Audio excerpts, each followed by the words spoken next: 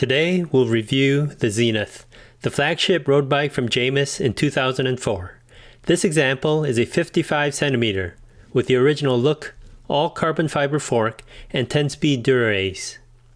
The catalog describes it as, quote, a supple ride like steel, but lightweight like aluminum. Power-efficient geometry with razor-edge handling, unquote. The most notable feature of this bike is the Reynolds X100 lithium aluminum alloy tubing, which only appeared in the 2003 and 2004 Xeniths. More on the tubing later. Xenith was a versatile racer. You can see this in the specs. The 41 cm chainstay is typical of a road racer, while the somewhat steep seat tube angle of 73.5 and the 42 rake fork make for a quick handling crit bike. This bike can do both. Here are the original components still on the bike. The parts that were removed were the Easton carbon fiber handlebars, saddle, Easton stem, and the tubes and tires.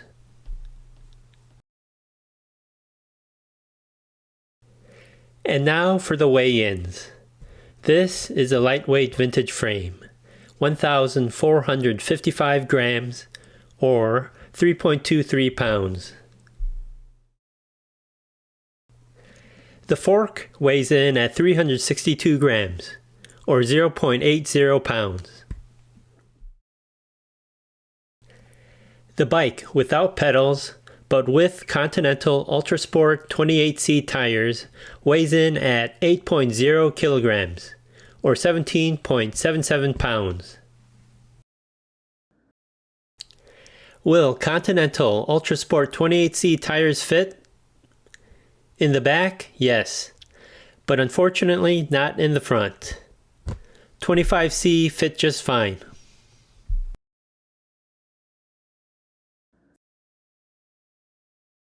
Let's take a look at the build quality.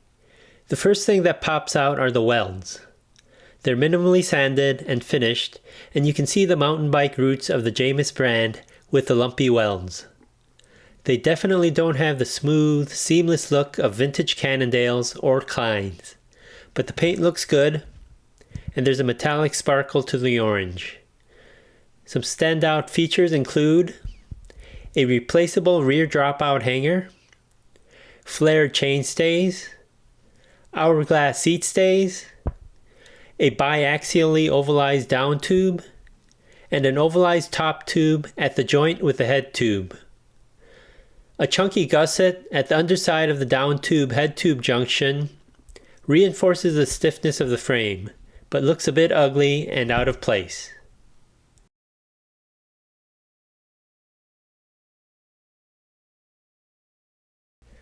And now let's discuss the tubing. Reynolds X100 lithium aluminum alloy tubes were used for only 2 years, 2003 and 2004. In 2005, Xenith introduced the carbon fiber Xenith, and pretty much everyone transitioned to carbon fiber for their flagship bikes, and this tube set disappeared.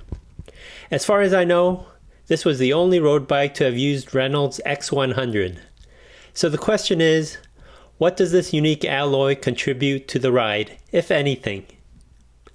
I've ridden late 1980s and early 1990s Cannondales with aluminum and steel forks, with 23C tires inflated to 90 to 95 psi. These rides could definitely be harsh and buzzy. The Xenith has no harshness or vibration, but I wonder how much of that is due to the all carbon fiber fork, handlebar, and seat post. I couldn't use the original 44 cm carbon fiber handlebars, so those were replaced with an alloy one, but the front end still felt comfortable and didn't transmit any road vibration.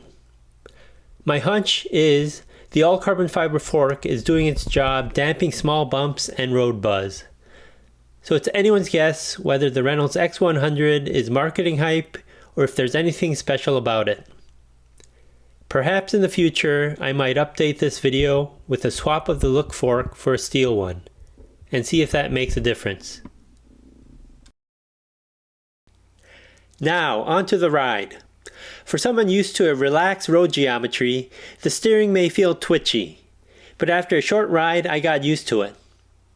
It's definitely quicker than classic road bikes like a Colnago or a Merlin, but does it ride like steel as the catalog suggested? For me, no.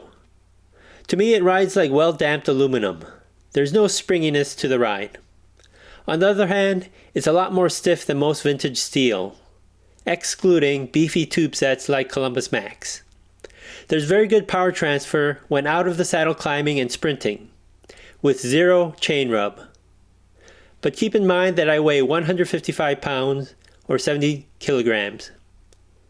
The front end is well planted when cornering, just point and go. And there's no skittishness at the back tire when accelerating hard. This is a versatile vintage racer, lightweight and comfortable. Recommended. So in summary, let's quantify some of the features of this bike. The frame is a lightweight 1,455 grams or 3.23 pounds, so a score of 8 out of 10 for weight. Craftsmanship is next, with positives for the shaped and ovalized tubes, but deductions for the lumpy mountain bike welds. 5. Stiffness is excellent, with zero chain rub. 9. Handling is quick and nimble. 8. Vibration is well damped, riding over cracks and bumps. Comfort is above average for a racing bike. 7. So the total score is 37 out of 50.